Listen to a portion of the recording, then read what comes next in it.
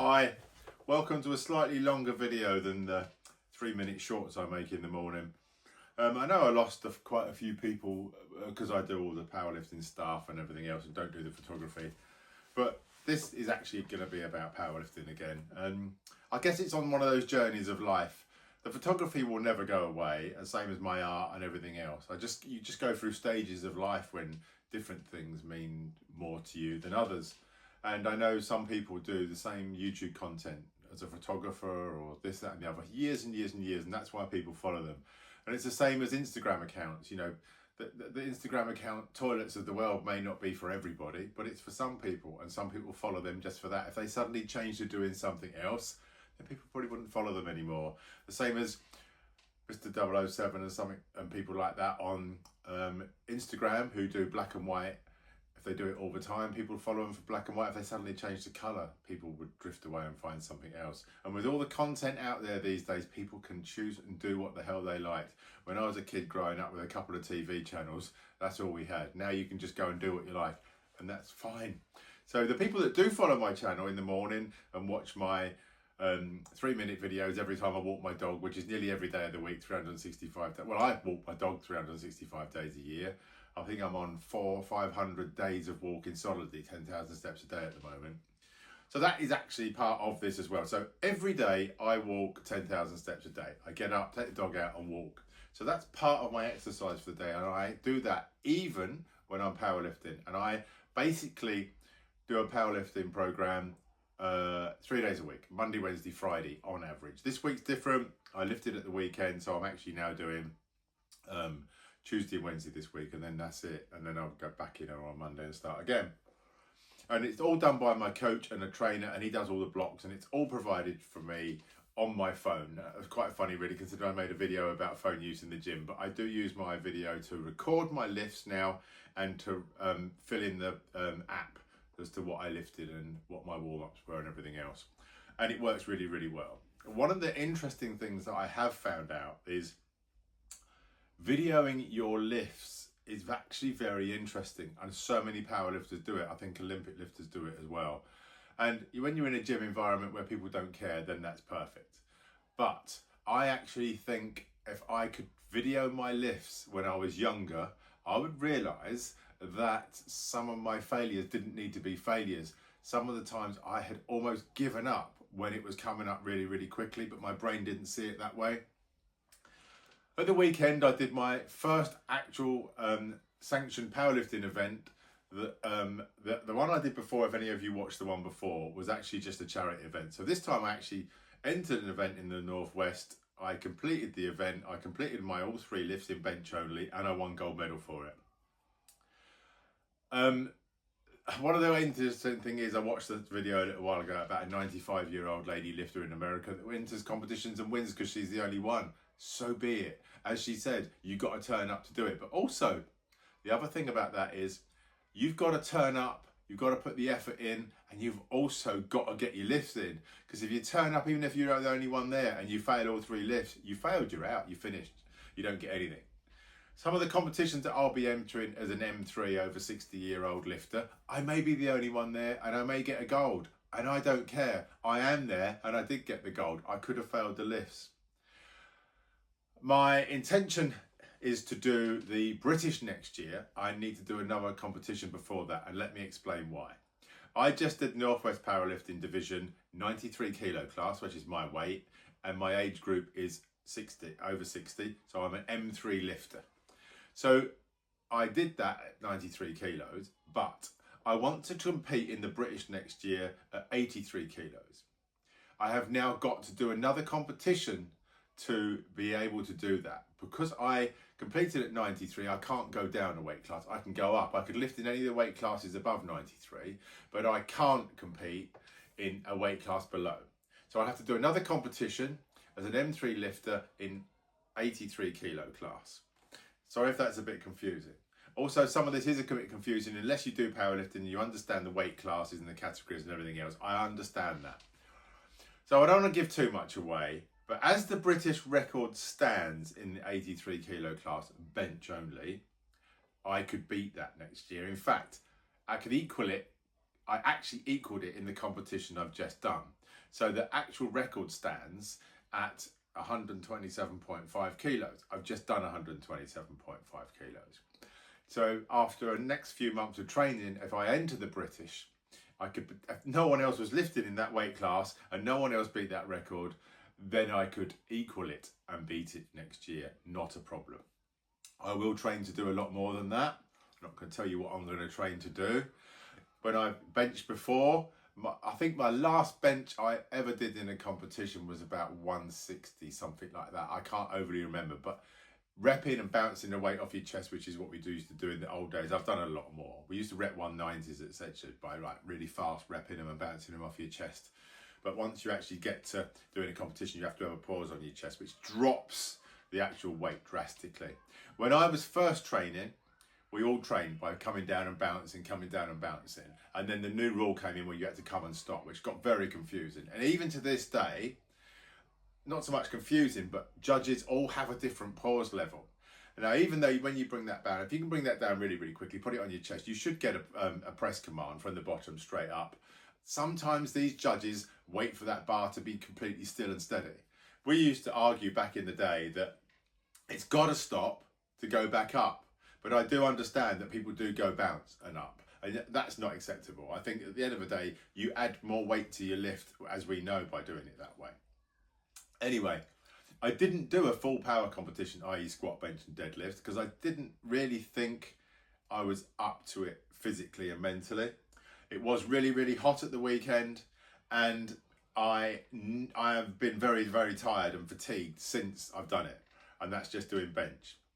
I now want to do a full power squat, bench, deadlift in 83 kilo class. I keep getting this confusing because I used to be an 82.5 kilo class lifter, but that's now changed to 83. So you can imagine the confusion of that. So I want to do a full power competition at some point, and it'll be later in the year. If you don't know me, I take 6 weeks out and I go to Scotland every year.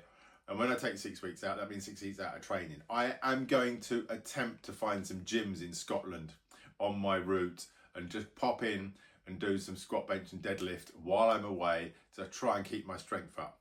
The worst that can happen is I don't do that for 6 weeks while I'm away. I could come back and I then have to spend 3 weeks getting my strength back to where it was. I think that's roughly how long it takes to get your lost strength back over 6 weeks. It takes 3 weeks. So it's basically, rule of thumb is it will take you half the amount of time that you lost it to get it back. So if I'm lost it over 6 weeks, I should take 3 weeks to get it back. Not ideal considering that the British is in February. I do not know where the British is at the moment. So once it is announced where it is, and once I've entered, I will put a video out to say where it is. And if people want to come along and watch, they can. It's always good to have people at powerlifting events to support you. There could be someone else that walks in on the day that's a lot better and stronger and been doing it a lot longer than me, that's just moved from like the M2 category for the M3 category, and they could go and slaughter me. 93 kilos, I think the British record's about 140, something like that, 145, I'm not 100% sure. So potentially, even as a 93, I could go and compete in that in a couple of years' time, and once I get my strength up to the 150, 160 category, and I could break that unless someone else comes in and beats it. I am keeping an eye on a guy in the M1 category at the moment that's got a massive bench. But it is interesting because I'm keeping an eye on him, and he is strong, but no one knows whether he's going to carry on competing or he'll have an injury, or he might lose some strength as he gets older. And you know, I'm over 60, so mine's not as strong as it used to be, except it is coming back to that, which I'm quite shocked about. As far as deadlift and squat's concerned, and I've mentioned this before, I know what I used to do in deadlift and squat, and the interesting thing is my bench is coming back really, really fast. Now, I don't know why that is, but the other thing is my deadlift and my squat are a little bit more concerning. Obviously, I've got brain damage, I'm on blood thinners, so I have a concern of a bleed. The funny thing is, I haven't ever had a bleed internally or anything else, but as you get older, you could be susceptible to more things. The more I train, the more my body gets used to it, probably the less chance I'll have of a bleed, and also I stop worrying about it so much. But when you watch people powerlifting going all red-faced and straining, I can't do that, and I don't want to allow myself to do that. When I pushed that bench press up when it was a bit of a struggle on Sunday, I did not go red-faced, I didn't get stressed, I didn't anything. All I did is just kept pushing and pushing and pushing. And all the time that was moving, I was going to keep going until it got to the top. And I didn't put my body under any stress. When you watch some people deadlifting and squatting at the weekend, they're under a tremendous amount of stress. The people who've trained for it do it quite easily.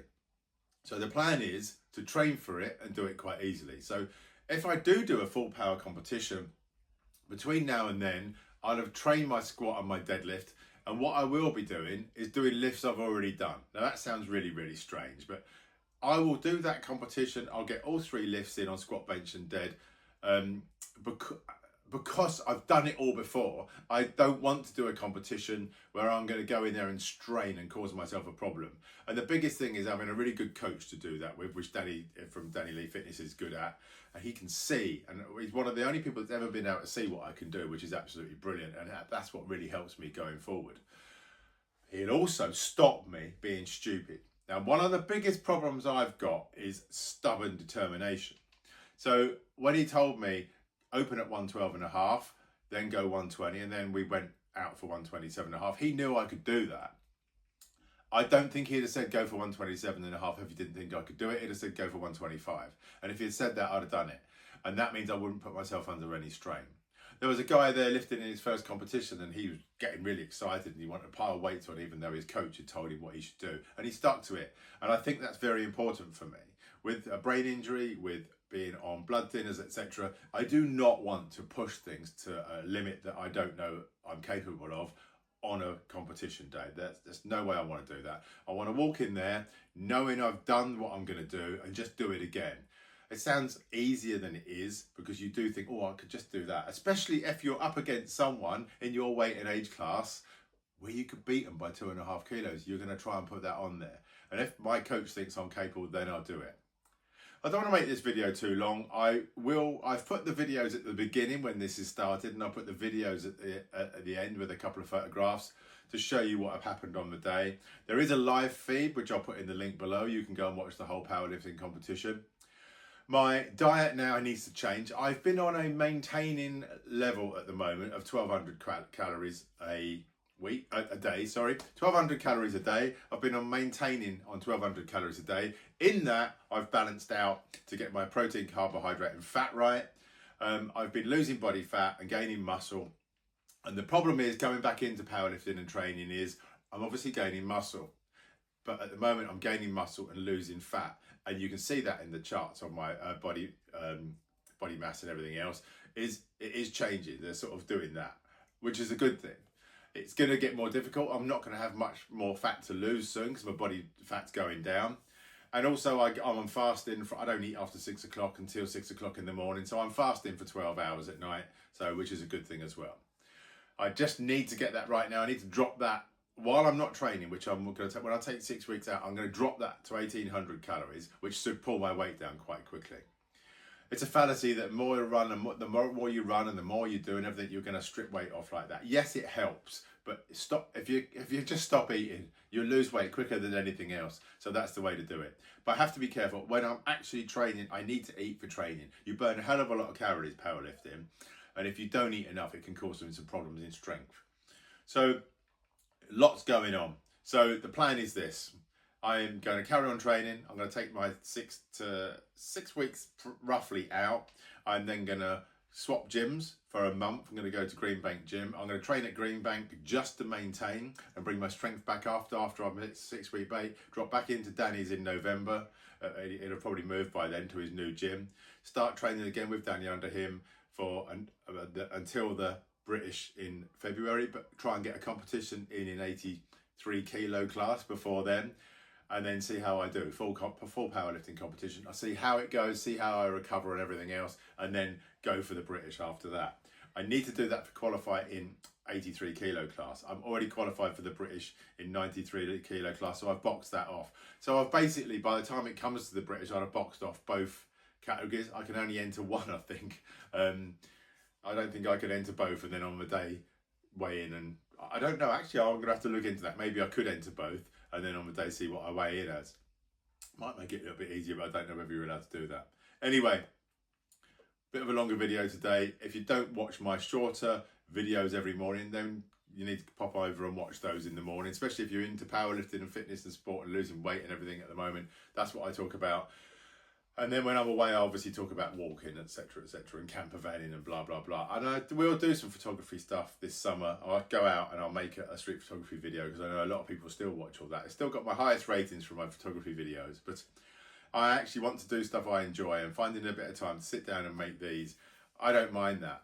To make a photography video is a lot more complicated, especially when you've got to get someone else out to film you, etc.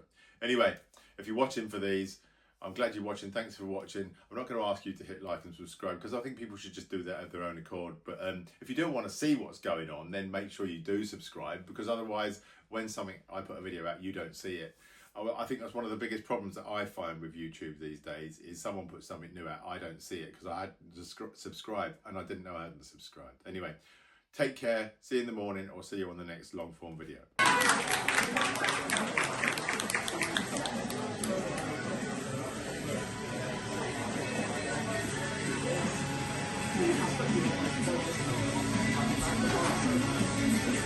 Stop. Rest.